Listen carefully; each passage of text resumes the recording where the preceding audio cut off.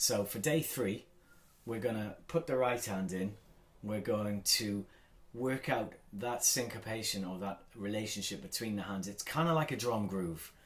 So what we're going to do, we're just going to literally piece it together like a piece of engineering. We're going to say that this is the chord that we need. It's a G7 chord. There's an F, a B, and a D, which you play with your thumb, your middle finger, and your little finger, and this goes together with the G. Together, and then the next note of the left hand, and then the right hand, and then the next note of the left hand. So it's kind of like this. Together, left, right, left. Together, left, right, left. And if it has to be like this at first, you know, together, left, right, left. It doesn't matter. Just do it. Just get it in the right order. Together, left, right, left. And this is now, and I want to teach you this again as well today. I want to teach you the C chord as well. You don't need to worry about transitioning, but let's just learn them in isolation. So here's the G.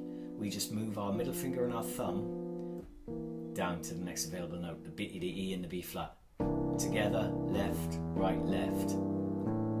So you can practice that for 3 or 5 minutes too. So you that one for 3 or 5 minutes, this one for 3 or 5 minutes, and then you can do actually 3 because you're going to be doing a bit of this because you need to do the D.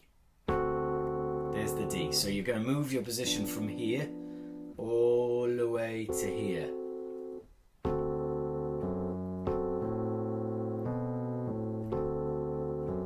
Three minutes, 5 minutes, as much as you can. Just as I say, you just need to sort of kind of use it as a kind of a mindful exercise almost. And then the C, when we go back in this particular sequence, it goes to this, a different voicing. It's down a tone.